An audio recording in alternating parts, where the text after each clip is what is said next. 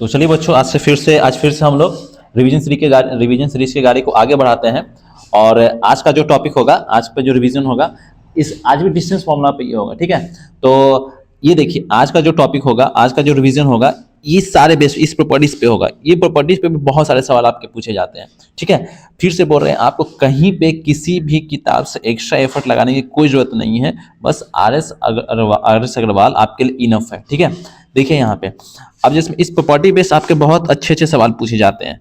आपको पता है कि आपके एग्जाम में जो कॉर्नर ज्योमेट्री से 6 मार्क्स के सवाल आने वाले हैं। ठीक है, तो 6 मार्क्स के सवाल आने वाले हैं, जिसमें से इस डिस्टेंस फॉर्मूला पे किस किस तरह के सवाल पूछ सकते हैं, हम लोग उसका भी फिलहाल रिवीजन कर रहे हैं। ठीक है, जिसमें से हम लोगों ने वो पिछले दिन हम लोग क्या देखा था, पिछले दिन हम लोग देखा था कि अगर कोई भी पॉइंट होगा, एक्स एक्सिस पे होगा या वाई एक्सिस पे होगा या इक्विडिस्टेंस टाइप के हम लोग सवाल देखे थे। आज हम लोग देखेंगे जो डिस्टेंस फॉर्मूला का जो मेजर यूज होता है वो होता है प्रॉपर्टी बेस्ड, यानी कुछ ज्योमेट्रिकल शेप्स होते हैं, उसके प्रॉपर्टी बेस्ड सवाल पूछे जाते हैं। तो आइए, जैसे हम देखिए कोरिलेटर। अब कोई कोरिलेटर है क्या, rectangle of its opposite side are equal and diagonals are equal. अगर आपको रेक्टेंगल शो करना होगा तो आप वहां पर डिस्टेंस फॉर्मूला क्या यूज करेंगे, वहां पर डिस्टेंस फॉर्मूला की तरफ क्या शो कर सकते हैं। देखिए, फॉर रेक्टेंगल आपको दिखलाना होगा, अगर सवाल पूछा जाएगा रेक्टेंगल बेसिस पे, तो उस कंडीशन में अपोजिट साइड्स रेक्टेंगल के लिए क्या होगा, अपोजिट साइड इक्वल होगा और डायगोनल इक्वल होंगे आपस में। यानी जो रेक्टेंगल के क्या होंगे कि आपस में उसके जो साइड्स होंगे, अपोजिट साइड्स, वो इक्वल हो जाएंगे। ठीक है, और उसके जो डायगोनल्स होंगे आपस में इक्वल्स हो जाएंगे। ठीक है, स्क्वायर के लिए क्या शो करना होगा आपको, अगर सवाल पूछेगा तो आपको शो करना होगा स्क्वायर के लिए कि if all its sides are equal and diagonal are equal. अगर इसके सारे के सारे साइड्स इक्वल हो जाएंगे और डायगोनल इक्वल हो जाएंगे तो समझ जाएंगे कि ये मेरा स्क्वायर है। याद रखिएगा, रेक्टेंगल में अपोजिट साइड इक्वल होगा। ठीक है, वहीं स्क्वायर में क्या होगा कि सारे के सारे साइड्स आपस में इक्वल होंगे। ठीक है, पैरेललोग्राम, अगर सवाल में पैरेललोग्राम टाइप से सवाल पूछा जाएगा तो हमको कैसे शो करना होगा। पैरेललोग्राम के लिए क्या वर्क करेंगे, यहाँ देखिए, पैरेललोग्राम के लिए क्या करेंगे कि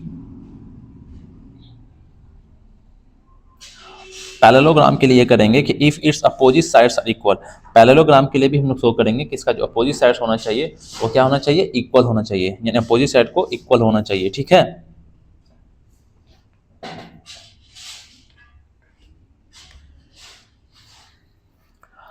अब देखिए, parallelogram but not a rectangle. अगर हमको ये एक क्वेश्चन में शो करना होगा कि पैरेललोग्राम तो होगा लेकिन रेक्टेंगल नहीं होगा, तो इस कंडीशन में क्या शो कर देंगे, if its opposite sides are equal, इसके अपोजिट साइड्स इक्वल होने चाहिए, and the diagonals are not equal, और डायगोनल्स आपस में इक्वल नहीं होना चाहिए। उस कंडीशन में आपको पैरेललोग्राम तो होना चाहिए लेकिन डायगोनल्स इक्वल उसके, हाँ, अगर डायगोनल्स इक्वल नहीं होंगे तो यानी साइड्स तो इक्वल होंगे अपोजिट साइड्स, लेकिन अगर डायगोनल्स इक्वल नहीं होंगे तो पैरेललोग्राम तो होंगे लेकिन रेक्टेंगल नहीं होंगे, क्योंकि हमको पता है ना रेक्टेंगल के तो डायगोनल्स भी इक्वल होते हैं। ठीक है, अब चलिए, रोम्बस के लिए क्या शो करना होगा, सवाल में आएगा तो रोम्बस के लिए क्या प्रूफ करेंगे, यहाँ पे क्या शो करेंगे कि रोम्बस के लिए rhombus but not a square, कि रोम्बस तो होना चाहिए लेकिन स्क्वायर नहीं होना चाहिए। तो उस कंडीशन में क्या करेंगे, if all its sides are equal and diagonals are not equal. तो रोम्बस में क्या होता है कि इसके साइड्स तो आपस में इक्वल होते हैं लेकिन जो इसके जो डायगोनल्स होते हैं वो आपस में इक्वल नहीं होते हैं। तो बस इसको आपको ध्यान में रखने का है, ये इसको फॉर्मुलाइज को इसको पूरी तरह से याद कर लीजिए। ये जो 5 पॉइंट्स है, इसको पूरी तरह से आप जो 5 पॉइंट को आप अच्छा से याद कर लीजिए। ठीक है ना, इसी से आपके एग्जाम में पूछेंगे। अब बताइए इसके लिए कौन सा अलग, आप क्या क्या अलग अलग किताब से प्रैक्टिस करेंगे, कौन सैंपल पेपर, ये वो दुनिया जहान का इनफ है। अब देखिए इसी से कितने अच्छे सवाल प्रैक्टिस हो जाएंगे और रिसेंटली ने पूछे भी हैं इनसे।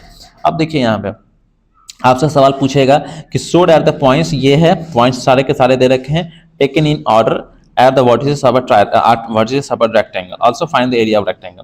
अभी आपसे सवाल पूछा है तो देखिए बोला ना कि हमको आप रेक्टेंगल शो करके दिखलाइए, तो हमको अच्छी तरह से पता है कि रेक्टेंगल शो करने के लिए क्या होंगे कि इसका अपोजिट साइड्स को इक्वल शो करने होंगे, इसको डायगोनल्स को इक्वल करने होंगे। ठीक है, तो सबसे पहले ये बोला था ऑर्डर में लेने को, तो देखिए ऑर्डर में ले लिए 1 1 है, -1 5 है, ए है, बी है, सी है, डी, इसको ऑर्डर में ले लिया यहाँ पे।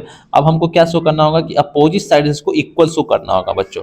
देखिए, तो अपोजिट साइड को क्या बोल रहा है कि आप हमको सबसे पहले तो अपोजिट साइड को आप इक्वल शो कीजिए। ठीक है, देखिए यहाँ पे सबसे पहले सब डिस्टेंस निकाल ले रहा है। अब देखिए ए बी स्क्वायर, सबसे पहले ये वाला डिस्टेंस निकाल लिया, ए बी निकाल लिया, तो ए बी डिस्टेंस फॉर्मूला लगाया ना सिंपली। देखिए डिस्टेंस फॉर्मूला का कितना वास्ट एप्लीकेशन है, इस जो कि डिस्टेंस फॉर्मूला जान जाएगा उसे तो मतलब 6 मार्क्स में तो हमको नहीं लगता है कि फिर भी 3-4 मार्क्स का तो डिस्टेंस फॉर्मूला से ही सवाल बन जाने वाले हैं। ठीक है, अब देखिए यहाँ पे डिस्टेंस फॉर्मूला पे ए बी सबसे पहले निकाल लिया, तो ए बी का डिस्टेंस फॉर्मूला करके ये निकाल लिया यहाँ पे। समझ में आ रहा होगा, ठीक है। अब देखिए यहाँ पे फिर BC निकाल लिया, क्या है ये BC निकाल लिया, देखिए BC निकाल लिया यहाँ पे डिस्टेंस फॉर्मूला यूज करके, ठीक है। अब देखिए यहाँ पे CD है, देखिए यहाँ पे CD है, तो ये CD कहाँ गया है, ये CD भी निकाल लिया है डिस्टेंस फॉर्मूला का यूज करके, ठीक है। CD भी निकाल लिया गया। अब देखिए यहाँ पे, अब देखिए यहाँ पे AD है, तो ये वाला डिस्टेंस AD भी निकाल लिया गया, जो AD डिस्टेंस है, AD है वो भी निकाल लिया गया यहाँ पे, 80 आया यहाँ पे, ठीक है। AD इक्वल टू 4√5 है। अब देखिए यहाँ पे AB इक्वल टू CD, अब यहाँ पे AB इक्वल टू, हमको पता है ना कि इसमें क्या शो करना होता है, अपोजिट साइड को शो करना होता है, तो देखिए अपोजिट साइड यही होगा ना, देखिए ये तो मेरा AB हो जाएगा और ये CD अपोजिट साइड्स है, तो देखिए ये इक्वल है कि नहीं आपस में, देखिए यहाँ पे इक्वल है कि नहीं, देखिए AB बराबर CD 2√5 आ गया ना, और BC इक्वल टू AD भी 4√5 आ गया ना, ये देखिए ये BC, ये देखिए ये BC और ये AD, देखिए ये दोनों, देखिए BC कितना आ रहा है मेरा, देखिए BC इक्वल टू 4√5 आ रहा है ना, 4√5, यहाँ देखिए 4√5 तो BC आ रहा है ना। अब देखिए यहाँ पर भी CD और किसका आ रहा है 4√5, और देखिए AD भी यहाँ पे, देखिए कहाँ गया AD, देखिए AD में 4√5 आ गया, तो BC इक्वल टू AD 4√5 आ गया। तो चलिए ये तो हम लोग शो कर दिए कि अपोजिट साइड्स हैं इसके जो आपस में इक्वल है, ये तो शो हो गया, ठीक है ना। अब देखिए, अब इसके जो AC स्क्वायर, यानी अब डायगोनल्स को इक्वल करते हैं, क्योंकि हमको पता है ना कि इसके डायगोनल्स भी इक्वल होते हैं, यानी डायगोनल्स मतलब कि ये AC स्क्वायर निकालेंगे और यहाँ पे ये BD स्क्वायर निकालेंगे, ठीक है। देखिए निकालते हैं यहाँ पे, देखिए AC स्क्वायर निकाला गया यहाँ पे, तो AC स्क्वायर वही डिस्टेंस फॉर्मूला सिंपली यूज कर देना है, कुछ नहीं ज़्यादा करना है। तो जैसे यहाँ पे हम लोग डिस्टेंस फॉर्मूला यूज करते हैं यहाँ पे, तो कितना आ रहा है 100 आ रहा है, तो यानी 100 का स्क्वायर करते थे 10, यानी AC बराबर 10 यूनिट्स आ रहा है। उसी तरह से BD को भी डिस्टेंस फॉर्मूला से निकालते हैं, तो वो भी मेरा 10 यूनिट्स आ रहा है। तो देख रहे हैं ना, डायगोनल्स ऑफ AC और डायगोनल्स BD दोनों सेम है, यानी डायगोनल्स भी सेम है यहाँ पे, जैसे डायगोनल सेम होगा दस ABCD जो क्वाड्रेटर होगा वो opposite sides are equal, hence quadrilateral ABCD जो रेक्टेंगल, ठीक है। तो यानी हमको अच्छे से पता चल गया कि रेक्टेंगल के लिए क्या भी हम सीखे थे इस टेबल में तो ये सीखे थे ना कि अगर रेक्टेंगल हमको निकालना होगा तो सबसे पहले उसके अपोजिट साइड्स को आपस में इक्वल कर दीजिए और उसके डायगोनल्स को इक्वल कर दीजिए, बस हम लोगों ने यहाँ पर कर दिया, हम लोग दिखा दिया कि यहाँ पे रेक्टेंगल है। अच्छा एरिया निकालना होगा, तो एरिया कैसे निकालेंगे, एरिया तो लेंथ इंटू ब्रेथ होता है ना, तो देखिए लेंथ कितना हो जाएगा इसका 4√5 हो जाएगा और इंटू ब्रेथ कितना हो जाएगा 2√5 हो जाएगा वहाँ पे, ठीक है। तो इस तरह से हम लोग इसका एरिया भी निकाल लिए। लेंथ कहने का मतलब वही ना, लेंथ कहने का मतलब ये वाला डिस्टेंस, ये BC वाला, ये वाला, ठीक है ना, ये BC, देखिए BC कहीं आ रहा होगा, देखिए लेंथ, लेंथ मतलब कि BC, ये BC कहाँ है, BC का डिस्टेंस देख लीजिए, BC इक्वल टू 4√5 है ना, तो ये 4√5 हो गया, ठीक है। और लेंथ CD देखिए 2√5 आ गया, लेंथ कहाँ गया, देखिए लेंथ 2√5 हो गया, तो बस इस दोनों को मल्टीप्लाई कर देंगे तो लेंथ तो ब्रेथ आ जाएगा। देखिए यहाँ पे किया गया है, ऐसे तो किया गया है ना, देखिए 4√5 इंटू 2√5, तो यानी L इंटू B कर दिया गया है, ऐसे 14 स्क्वायर यूनिट आ गया। ठीक उसी तरह से आप स्क्वायर वाला भी सवाल देख लीजिए, स्क्वायर वाला भी सवाल सेम ही बोल रहा है वहाँ पे कि हमको show that the points AB are the vertices of ABCD। तो हमको जब भी बोलेगा ज्योमेट्रिकल फिगर पे जब भी सवाल आएंगे तो ये जो बॉक्स में दे रखा है बस उसको ध्यान में रखना है, ठीक है। तो चलिए ये वाला आप खुद से कर लीजिएगा, ईजी है, इस पैटर्न पे सवाल देख लीजिएगा, ठीक है। अब देखिए हम लोग नेक्स्ट, अब देखिए यहाँ पर भी सब उसी तरह के सवाल पूछा जा रहा है, देखिए उसी तरह का सवाल पूछा जा रहा है, A है, B है, C है, points on planes ABC rhombus but not a square, find the area of the rhombus. अब आपको पता है कि फिर से यहाँ पे कि हमको रोम्बस दिखाना है बट स्क्वायर नहीं दिखाना है, तो हमको तो पता है कि रोम्बस के लिए क्या होता है कि रोम्बस के लिए तो ऑल साइड्स इक्वल होते हैं, लेकिन आपस में जो डायगोनल्स होते हैं वो इक्वल नहीं होते हैं, यही शो करना होता है ना कि उसके साइड्स आर इक्वल होते हैं, डायगोनल्स आर नॉट इक्वल, लेकिन डायगोनल्स उसके इक्वल नहीं होते हैं। तो बस वहाँ पे डिस्टेंस फार्मूला यूज कीजिए और निकाल दीजिए, ठीक है। अब केवल याद रखिएगा उसका एक फार्मूला यहाँ पे, जब सारा कुछ हो जाएगा कि ABCD से रोम्बस होगा लेकिन स्क्वायर नहीं होगा, उसके बाद जो एरिया ऑफ रोम्बस होता है वो ये area of rhombus half into product of diagonals होते हैं, तो ये याद रखिएगा, ये फॉर्मूला है याद करने वाला, half into product of diagonals, ठीक है ना। तो डायगोनल्स और इसको याद रखिएगा बेसिकली, ठीक है। अब बस इसको डाल के यहाँ पे फॉर्मूला आंसर निकाल लीजिएगा, ये तो इजी है, ठीक है ना। तो यानी देख रहे हैं ना कि किस तरीके से डिस्टेंस फॉर्मूला का यूज किया जा रहा है। अब देखिए जो सबसे ज़्यादा इंपॉर्टेंट है, इससे बहुत ज़्यादा सवाल पूछे जाते हैं, यानी कोलिनिटी से सवाल पूछे जाते हैं, ठीक है। यानी ये बोल रहा है, ये इससे बहुत ज़्यादा सवाल पूछे जाते हैं ना, इससे एक सवाल रहेंगे ही रहेंगे, तो ये इंपॉर्टेंट होगा आपके लिए, ठीक है।